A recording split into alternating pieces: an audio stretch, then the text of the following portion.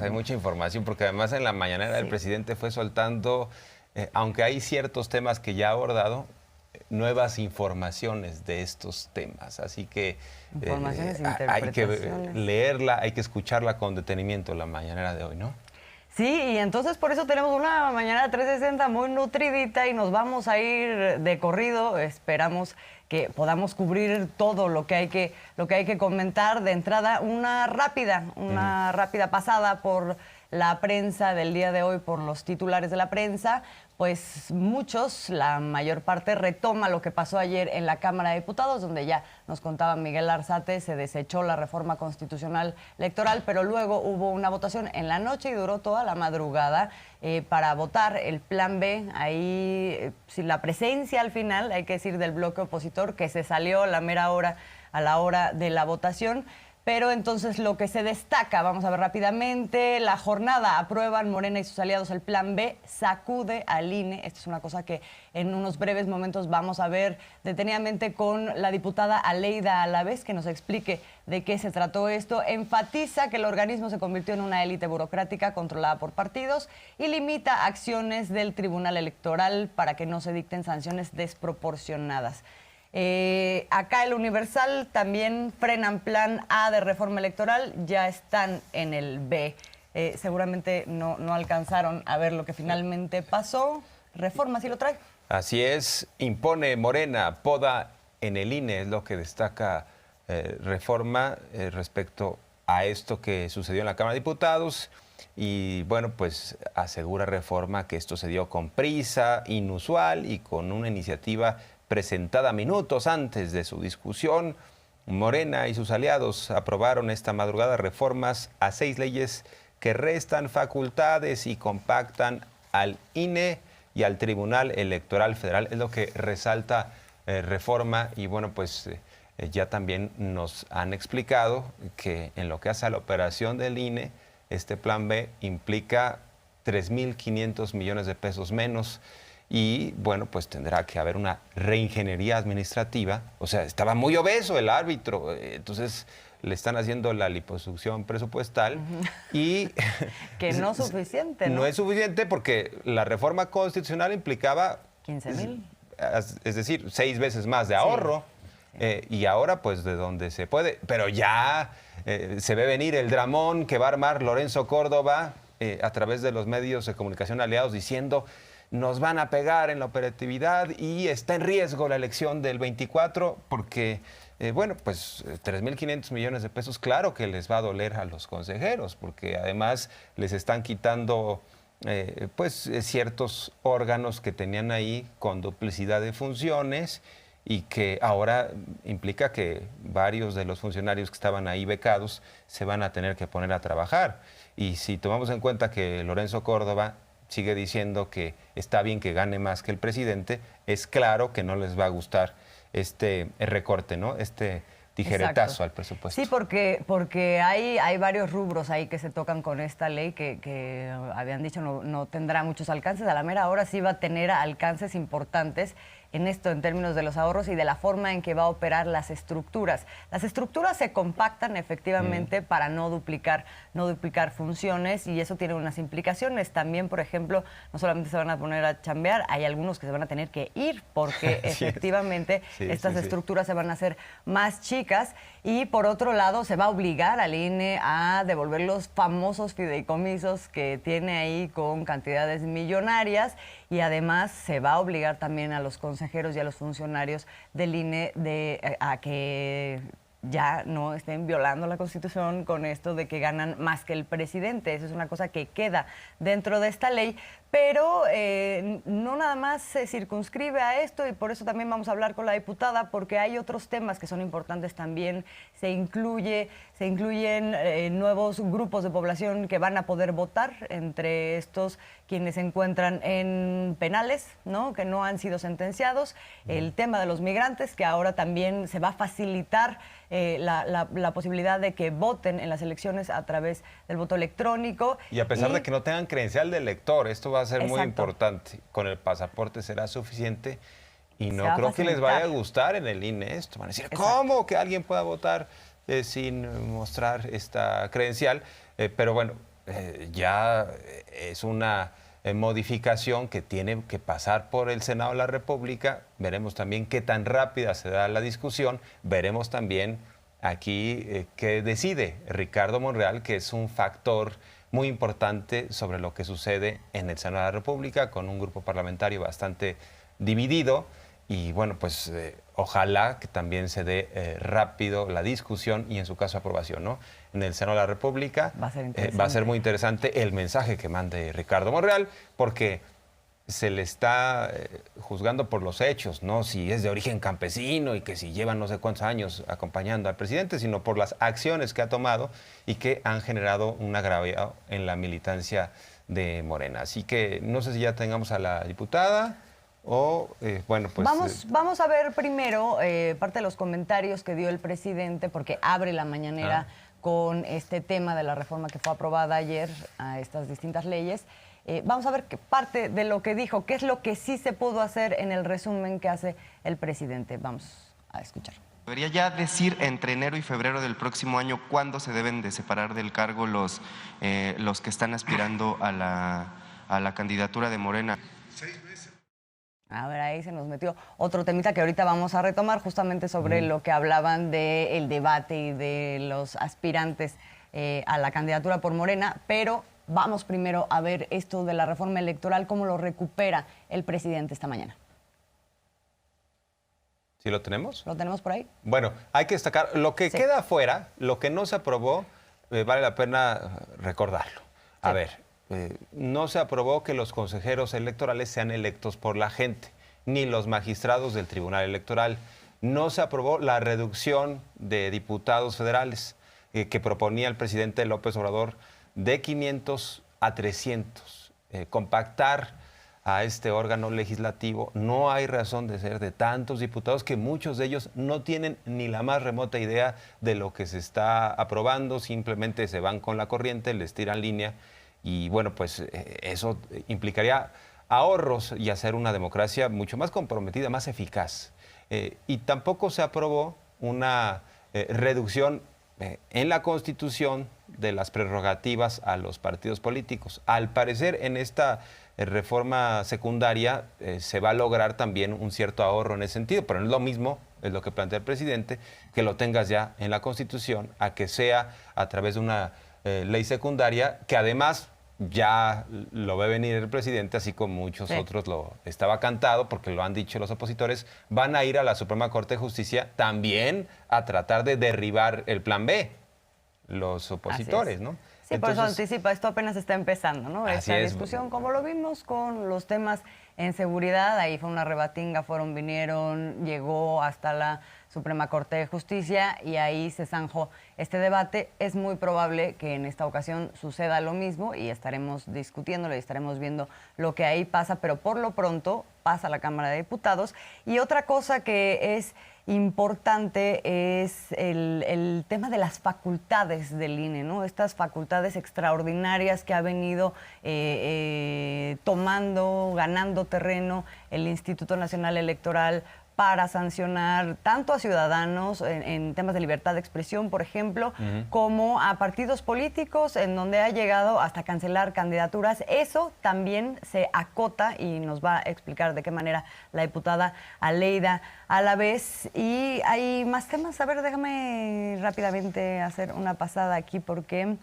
en términos de la eficiencia, ahí tenemos la votación, nos están poniendo la votación. Del plan B. 269 votaron a favor, 225 en contra, hubo una abstención y lo último que quería comentar es esto de que se unifica el programa, el PREP, el programa de resultados preliminares a la hora de dar los resultados de una elección con el conteo rápido, y esto lo que implica, bueno, es una estructura también más compacta, pero en términos operativos también se eficientiza porque lo que se intenta es que se entreguen en tiempo real el mismo domingo de la elección los resultados.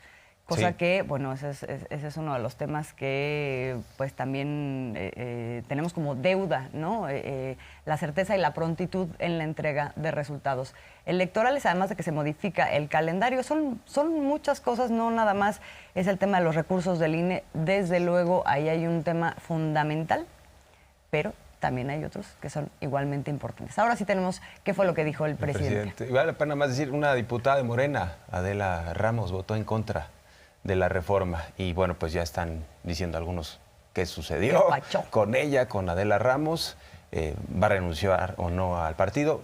Es una diputada que es monrealista, que apoya al senador Ricardo Monreal en esto de la reconciliación. Entonces pareciera también que hay un cierto mensaje.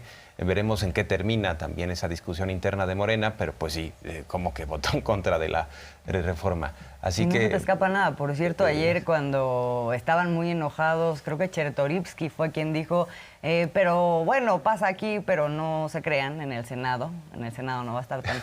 Así, anticipando lo que podría ser un escenario diferente, y ahí ya vemos otros acomodos políticos. Como dices, Jorge Armando, va a ser muy importante ahí la definición política del senador Ricardo Monreal. Y ahora sí vámonos con el presidente. Vamos. ¿No? Se logró ya en la Cámara de Diputados la aprobación de la ley electoral. ¿Qué beneficios? Aún parciales. Pues que sí se redujo el gasto del INE porque habían muchas oficinas duplicadas y se hizo pues un ajuste, una integración y otros gastos. En general se logró un ahorro como de 3.500 millones de pesos. Algo es algo. Con la reforma a la Constitución el ahorro hubiese llegado hasta los 15.000 millones. Bueno, hay una parte de lo que resume el presidente, y otra cosa a la que le asignó un peso fundamental fue el tema de la posibilidad de que nuestros paisanos en el extranjero puedan emitir su voto también. Y otro tema más por ahí también que mencionó, vamos a escuchar. También se logró de que no se facilite la compra del voto, porque nuestros adversarios conservadores pues tienen mucho dinero. Casi todas estas organizaciones políticas o de la llamada sociedad civil son financiadas por la oligarquía. Se logró el control sobre todo de los llamados monederos que se entregan. Y se logró también facilitar el voto, que eso fue muy importante, de nuestros paisanos en el extranjero. Y también esta nueva iniciativa incluye que los partidos políticos deban de candidatear a ciertos perfiles, ¿no?, de comunidades tradicionalmente excluidas, ¿no?, indígenas, personas con discapacidad, grupos de la diversidad sexual. Entonces hay estos candados, y en el caso de esto que dice vamos a evitar la compra del voto, pues vimos claramente en el 21 incluso algunos candidatos que ofrecían unas tarjetas que ahí se establecía en la información que cuando ganara el candidato esa tarjeta iba a tener 1,000 o 2,000 pesos. O sea, era una compra del voto absurda que se dio, por ejemplo, en el caso de Nuevo León, en la campaña de Adrián de la Garza del PRI, que estaba repartiendo estas tarjetas. Hay que evitar eso. Expresamente va a quedar en la ley que eso sea sancionado, ¿no? Es un terrible acto de corrupción, pero trataban de darle la vuelta a las cosas. Es decir, yo no te estoy entregando dinero en efectivo, sino una tarjeta, una promesa de algo a mi victoria, por favor. Entonces, en Tamaulipas, ¿no? También en Tamaulipas, esas tarjetas como han proliferado, porque es tratar de darle la vuelta a la ley. Lo prometido es deuda, y tenemos en la línea telefónica a la diputada de Morena, Aleida Alavés, que por supuesto estuvo ayer en la sesión y nos va a detallar qué fue lo que se aprobó y qué pasó el día de ayer. Muy buenos días, diputada. Perdón por el madrugón después de tan larga sesión. Hola, ¿qué tal? Muy buen día, a sus órdenes. Es, pues bueno, para nosotros una responsabilidad, pero además una convicción, sacar adelante este plan B, que finalmente, como ya lo dijo el presidente, reduce los costos del INE al menos en 3.500 millones de pesos por estar fusionando algunas áreas del INE. Son diferentes leyes las que ayer se modificaron para poder hacer un proceso sin restarle certeza ni credibilidad, un proceso más sencillo en cuanto a los procesos electorales. se modificó la Ley General de Comunicación Social, la Ley General de Responsabilidades Administrativas, diversas disposiciones de la Ley General de Instituciones y Procedimientos Electorales, la Ley Orgánica del Poder Judicial de la Federación, diferentes ordenamientos en materia electoral que finalmente van precisamente a conducir a procesos menos onerosos, pero que bueno, no es lo que hubiéramos finalmente querido al reducir el número de diputados. Yo creo que la parte del financiamiento a los partidos era muy importante haberla podido transitar, eso la gente nos lo pedía en las asambleas. Nosotros hicimos más de 360 asambleas como grupo parlamentario y había una aprobación, por eso estábamos muy conscientes de que esta era una iniciativa, la constitucional, muy avalada por la población. Finalmente, ayer sabíamos de la situación de la falta de una mayoría calificada, pero también era necesario dejar claro y muy evidente por qué se niega el PRI, el PAN y el PRD a que esta reforma constitucional transitara. ¿Y por qué se negaron? ¿Fue para obedecer a Claudio X González?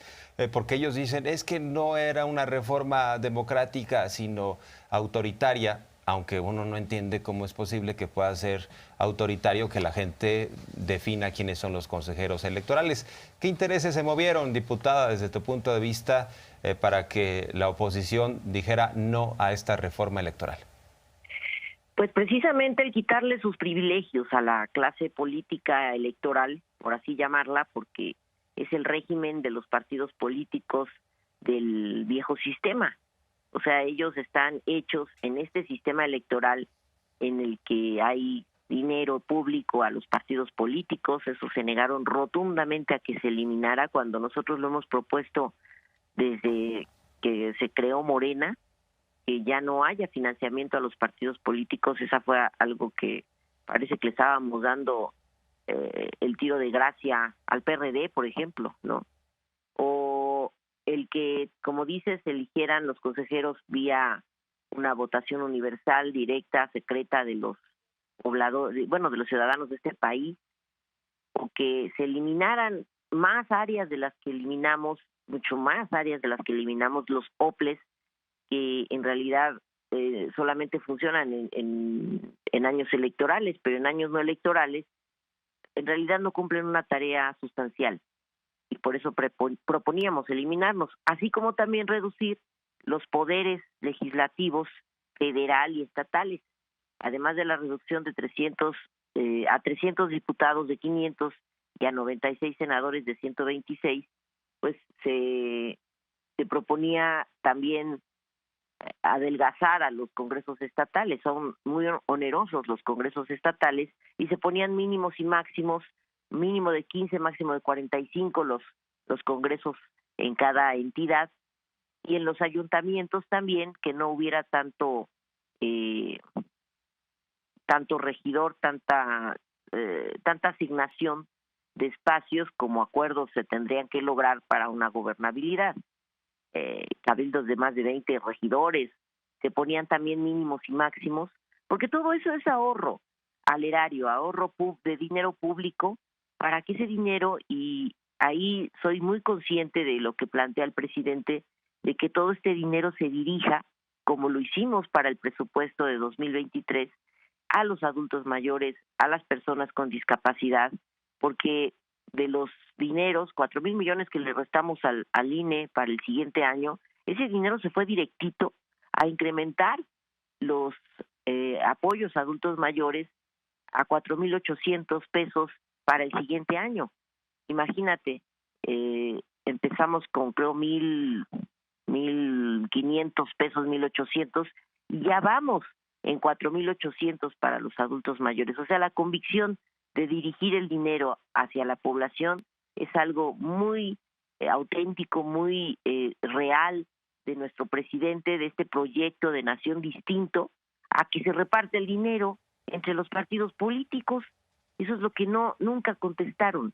Por eso es que ayer muy bien mis compañeros Carlos Puente, Nacho Mier, señalaron, y yo retomo esas palabras, que estas gentes ya no están enchufadas con la población, están enchufadas con Claudia X González. Y bien les dijo Carlos Puente, pues vayan y cobren en Kimberly Clark, porque ahí es donde obedecen, donde les pagan, donde les hacen los eslogans, porque esos sí son muy buenos para el show, para todo el pancho que hacen en tribuna, pero los argumentos de por qué no aceptaron estos planteamientos nunca los dieron. Ocultaron el que estaban defendiendo al INE y que la democracia, se rasgan las vestiduras. ¿Pero cuál? Diputada. En ningún momento estábamos dañando la certeza, el que haya procedimientos como los hemos tenido, democráticos, pero no tan caros, no tan onerosos. No tenemos por qué estar pagando este país 26 mil millones de pesos al año por financiar a partidos o por mantener estructuras que en realidad no están operando lo que uno diría esa es la vida democrática de este país, ¿no? Sí, diputada, sin duda estuvo y está a la orden del día el tema de la desinformación, cómo se tergiversa lo que finalmente se hizo, y por eso creo que es muy pertinente poner los puntos sobre las IES, sobre el alcance que sí pudo tener esta reforma a leyes secundarias con el Plan B. Específicamente, porque mucho se ha dicho de se achique el INE o se están cortando partes de la estructura que garantizan la conducción de la operación de la democracia en el país. Hay cosas que no se pudieron hacer, hay cosas que sí. Por ejemplo, esto de la reducción y que pasan a ser temporales los órganos distritales, la eliminación de la rama administrativa del servicio profesional electoral, la integración de los órganos centrales y una sola cadena de mando, ¿no?, entre el INE y los OPLES, que no desaparecen, pero que sí se eliminan, digamos, funciones concurrentes. Y una cosa que ya estamos viendo en las primeras planas, la eliminación de las salas regionales. Creo que es muy pertinente, diputada, que nos explique la manera en que sí puede al mismo tiempo tenerse una estructura que es menos onerosa, que no atiende justo a las cúpulas de la estructura y de los partidos políticos, y al mismo tiempo se puede atender justamente la conducción de esta democracia. Mira, nosotros tenemos la convicción de que estas salas regionales finalmente los temas en su mayoría recaen en el Tribunal Federal. Entonces, ¿para qué estar dando un paso primero al Tribunal regional si todo termina en un tribunal federal? Por eso la desaparición de estos tribunales era algo que necesitábamos hacer.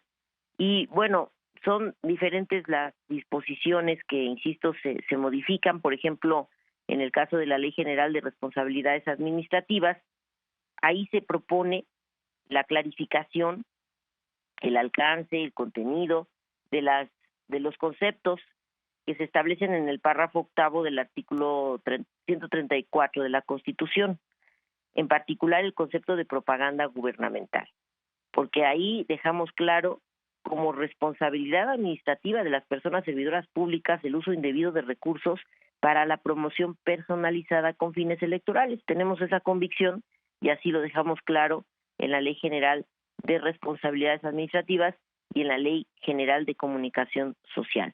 Esto para salvaguardar el derecho a la libertad de expresión, que ha venido dañándose con las resoluciones del INE últimamente, de las personas servidores públicas. Protegemos el derecho fundamental de acceso a la información de las personas establecidos en el artículo 6 constitucional, que últimamente, insisto, ha sido transgredido por los fallos del INE, que ahora no podemos decir nada con respecto a nadie cuando no estamos en un año electoral. Garantiza también que la ciudadanía tenga el derecho a la información precisa sobre la actuación pública. También fortalecemos el ejercicio de la transparencia en la rendición de cuentas a través de propaganda gubernamental, entendiéndose esta como aquella que los entes públicos contraten con los medios de comunicación masiva. También se resguarda el principio de imparcialidad en los procesos electorales, ya que la libertad de expresión de las personas servidoras públicas no pueden implicar la promoción personalizada con fines electorales ni sustentarse en el uso de los recursos públicos. Entonces, principalmente lo que hacemos con la Ley de Comunicación y la Ley General de Responsabilidades Administrativas. En el caso de la Ley General de Instituciones y Procedimientos Electorales, creamos el Sistema Nacional Electoral conformado por el INE como autoridad rectora y los órganos públicos locales como autoridades electorales a nivel estatal, porque queremos ahí garantizar la paridad de género con acciones, estas son acciones afirmativas en favor de grupos vulnerables, que las personas con discapacidad, afromexicanas, jóvenes de la diversidad sexual, migrantes y residentes en el extranjero participen. También el derecho de votar de las personas que se encuentran en prisión preventiva, otorgar certezas respecto a la actividad de fiscalización de las autoridades electorales, la regulación de la organización y funcionamiento del Servicio Profesional Electoral Nacional que se estipula en el artículo 41, y también mandatamos a los órganos de vigilancia dentro de los respectivos ámbitos de competencia, la Comisión Nacional de Vigilancia, las comisiones locales de vigilancia y las comisiones distritales de vigilancia. Diputada, a ver, un tema de discusión es que esta no se nos puede pasar, es el salario de Lorenzo Córdoba y compañía. ¿Se toca o no se toca el salario de Lorenzo Córdoba? Para entender esto claramente, es una pregunta muy sencilla de digerir. ¿Se toca o no se toca el salario de Lorenzo Córdoba dentro de este plan B? Lamentablemente no. Eso tendría que haber sido constitucional. Mira, ya ellos se ampararon, ya hay una ley que regula los salarios máximos, pero como este es un órgano autónomo, ellos tienen esta facultad, facultad de asumir sus salarios, que es lo que les hemos criticado, porque no solamente son los salarios, es el fideicomiso que arman y que ahí inyectan dinero para según esto, para el dinero que se da cuando liquidan a alguien, pero son en realidad bolsas que se guardan para después repartirse, no realmente para los trabajadores del INE. Entonces, pero son eso varias sí está cosas. tocado por la ley, ¿no? Por este plan B. No, el salario no. ¿Los fideicomisos? Los fideicomisos tampoco, porque, insisto, son cosas que ya no dieron posibilidad, porque eso se tiene que regular con asignación, o sea, con determinaciones constitucionales. Y aquí pues no pudimos del todo ajustar ese tipo de insisto, facultades que tienen los órganos autónomos. Pues en ese sentido sí se queda corta, y no por ustedes, no por la voluntad de los diputados de la 4T y de las diputadas, sino por las restricciones constitucionales. Y aún así se van a ir a quejar, ¿eh? Ustedes tienen la certeza de que este plan B no contraviene la Constitución, porque ya advirtieron que se van a quejar. Pues sí, ante la Corte. Eso lo han dicho y lo han hecho siempre, pero bueno, nosotros estamos conscientes y somos responsables de lo que hicimos. Lo hacemos con toda, insisto, convicción. Ellos obviamente tendrán estas herramientas como las han tenido, la tuvieron para la Guardia Nacional, y afortunadamente la Guardia Nacional ya nos dio la razón para el uso extraordinario de las Fuerzas Armadas en seguridad pública. Eso me da mucho gusto porque también fue muy debatido, pero finalmente ya nos dieron la razón en la Suprema Corte y se podrá mantener la vigencia de esta reforma constitucional. Ahí sí alcanzamos una reforma constitucional, pero en este caso son leyes secundarias. Ya veremos las impugnaciones que ellos presenten y el por qué las van a presentar, porque son varias disposiciones. Claro. Vamos a ver qué controvierten para ver otra vez qué van a defender, qué intereses ahora van a defender, cuando lo único que hacemos es ajustar procedimientos para ahorrar, pues al menos, no lo que quisiéramos, pero sí más de 3.500 millones de pesos con una operación pues menos onerosa. Diputada, pues aprendimos mucho. Muchas gracias por esta conversación. No, al contrario, muchas gracias y a sus órdenes, como siempre. Muy buenos días, Estamos diputada en comunicación. Almeida. Aleyda Alavés. Y fíjate, a mí me había quedado por lo que ayer se difundió, que efectivamente los fideicomisos y el tema de obligar que se ajusten a lo que es la disposición constitucional de que ningún funcionario público puede ganar más que el presidente, creí que estaba dentro de este planteamiento. Ahora la diputada Aleyda Alavés nos dice que no, que esto no se pudo tocar porque formaba parte de lo que era la iniciativa original, la constitucional, pero esa no pasó.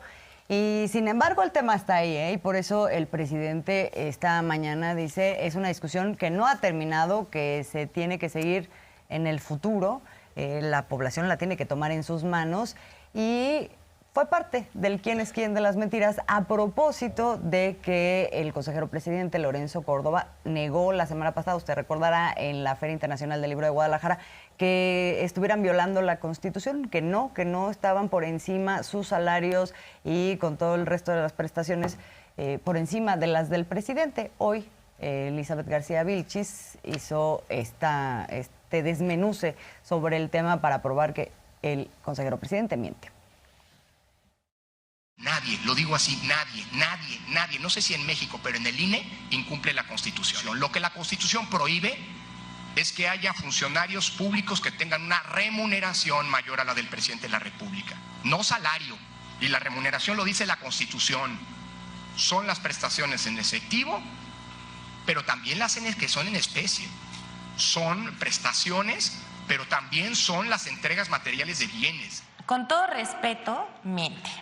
El límite de la percepción ordinaria mensual del presidente es de 174,026 pesos mensuales, brutos. Hay consejeros como el consejero presidente del INE cuyas remuneraciones alcanzan más de 262,000 pesos mensuales con sueldo base, prestaciones en efectivo y en especie incluidas. Podemos ver la diferencia salarial entre el presidente de la República y el consejero presidente del Instituto Nacional Electoral. Sí, hay poquita diferencia, ¿no? Según el artículo 127, se considera remuneración o retribución toda percepción en efectivo o en especie, incluyendo dietas, aguinaldos, gratificaciones, premios, recompensas, bonos, estímulos, comisiones, compensaciones y cualquier otra. También dice, ningún servidor público podrá recibir remuneración mayor a la establecida para el presidente de la República.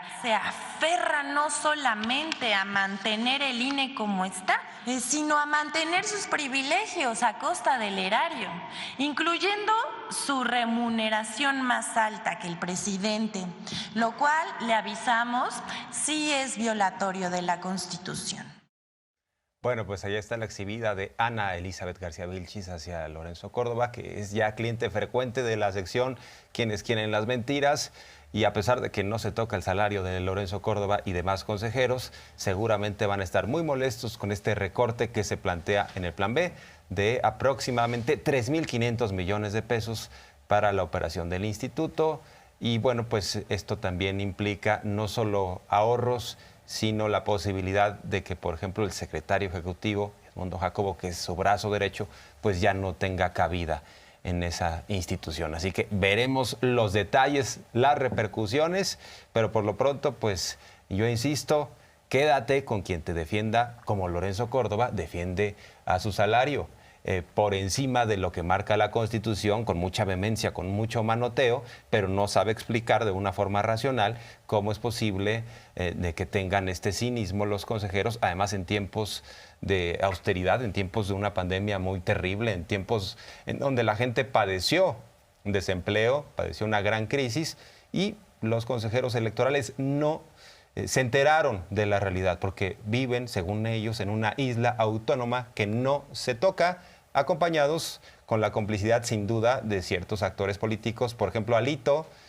claramente ahora ya le levantaron la ley del hielo, ya lo quieren otra vez en la oposición porque entregó los votos debidos para oponerse a esta reforma electoral, y ahí están como la banda Parchís de nuevo, Zambrano, Alito y Marco Cortés, ¿no? Que El reencuentro. Ya pueden cantar esas de Parchís, contentos. Claudio Iquez González, bueno, debe estar ahora todavía descorchando un buen vino, degustando un buen vino, ¿no? Diciendo, le ganamos a López. ¿Qué dice el presidente? Es un round, pero no la batalla definitiva, ¿no? Ganaron esta batalla, no la guerra, ¿no? Exactamente. Algo así. Efectivamente, y hay dos datos que dieron a propósito de lo de las remuneraciones y también en la cantidad de diputados, que es parte de la discusión que tendría que mantenerse en el futuro para un nuevo empuje de una reforma que fuera más amplia de lo que ahora se logró. El dato de las remuneraciones, por ejemplo, hay un comparativo que dio muy interesante esta mañana Ana Elizabeth García Vilchis, querido Jorge.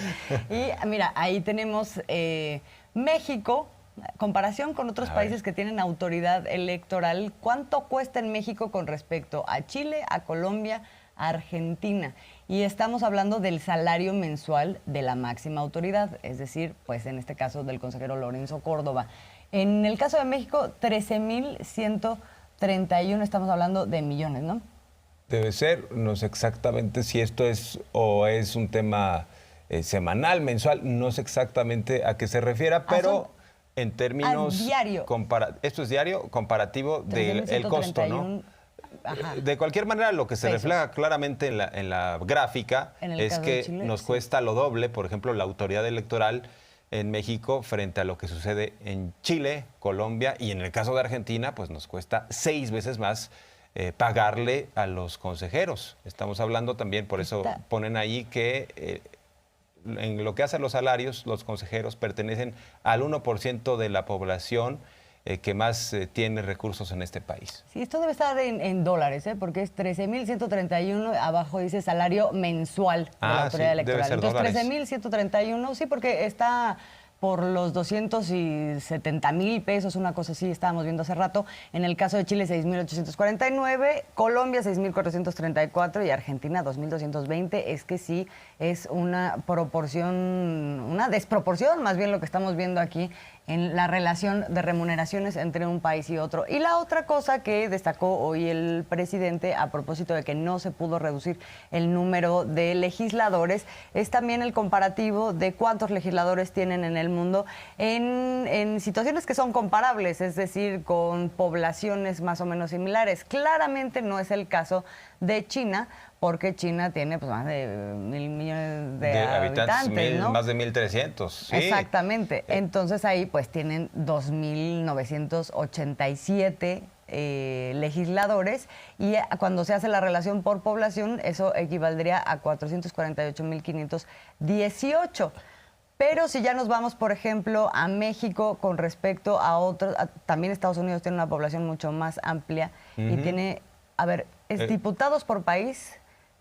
No, está mal esto. Sí, no, Estados Unidos no tiene tantos diputados. Deben estar tomando en cuenta quizá los legisladores locales, ¿no? Los legisladores estatales, pero si le hacemos la comparativa a nivel federal, pues sí tenemos más diputados que en China, en lo que hace a la cantidad de pobladores. O sea, ¿cuántos en la relación por población legisladores representan a qué porcentaje de la población? Pues sí, la verdad es que muchos diputados... ¿Por qué se optó, digamos, por un sistema de 500 diputados? Porque en el sistema priista, autoritario, querían darle cabida a varios sectores, pero además era siempre una uniformidad. Aunque ellos presumían de una diversidad, estábamos hablando que tenían cabida los del sector popular, campesino, pero todos alineados en torno al presidente y a un sistema político. Y por eso decían, no te preocupes, si no te tocó en el gobierno federal, te va a tocar una diputación como premio de consolación. Pero muchos de ellos, muchos legisladores, no representan a la gente, al pueblo, sino otros intereses. Y ahora se trata de que precisamente se dé una rendición de cuentas directa hacia la población. Y bueno, pues no quisieron, no pasó esto. Los diputados plurinominales son los que son...